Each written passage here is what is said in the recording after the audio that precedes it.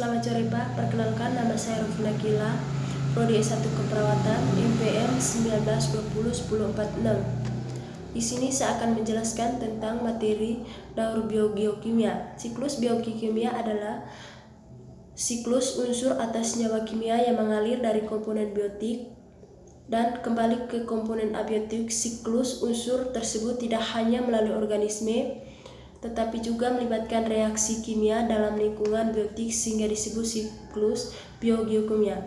Siklus biokimia adalah pertukaran atau perubahan yang terus-menerus antara komponen biosfer yang hidup dengan tak hidup.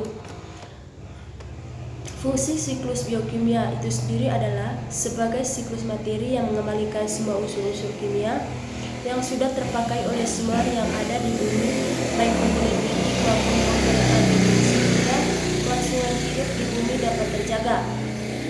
Macam-macam siklus biokimia. Yang pertama, siklus nitrogen. Di alam nitrogen terdapat bentuk senyawa organik seperti urea, protein, dan asam nukleat atau sebagai senyawa organik seperti amonia, nitrit, dan nitrat. Tahap pertama daur nitrogen adalah transfer nitrogen dari atmosfer ke dalam tanah. Selain air hujan membawa sejumlah nitrogen, penambahan nitrogen ke dalam tanah terjadi melalui proses fiksasi nitrogen. Tahap kedua, nitrat yang dihasilkan oleh fiksasi biologis digunakan oleh produsen atau tumbuhan diubah menjadi molekul protein. Yang pertama daur karbon. Diagram dari siklus karbon, angka dengan wajib hitam menyatakan berapa banyak karbon tersimpan dalam berbagai reservoir dan miliar ton. Angka dengan warna biru menyatakan berapa banyak karbon berpindah antara reservoir setiap tahun. Yang kedua, daur nitrogen. Proses terjadi dari nitrogen, senyawa organik seperti protein, urea atau asam nukleat, senyawa organik seperti nitrat, nitrit, dan amonia merupakan senyawa yang terdapat di nitrogen.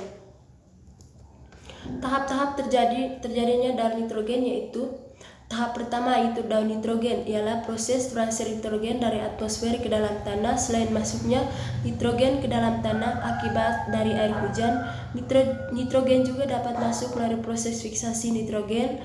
Proses ini dilakukan oleh bakteri Rhizobium yang akan bersimbiosis dengan bakteri dan polong-polongan hijau memiliki kemampuan yang sama seperti memfikasi nitrogen. Tahap kedua di mana nitrat diperoleh dari hasil fiksasi biologis yang digunakan oleh produsen atau tanaman yang akan mengubah melalui protein. Jika ada hewan atau tanaman yang mati, maka penguraian akan mengubah menjadi NH3 atau gas amonia dan akan mengubah menjadi NH4+. Proses yang terjadi dinamakan dengan amonifikasi. Bakteri Nitrosomonas bisa mengubah senyawa amonium dan amonia menjadi nitrat. Proses oleh Nitrosomonas. Denitrifikasi merupakan proses di mana oksigen yang terdapat dalam tanah terbasa, maka nitrat akan cepat ditransformasikan menjadi oksida nitrogen atau gas nitrogen.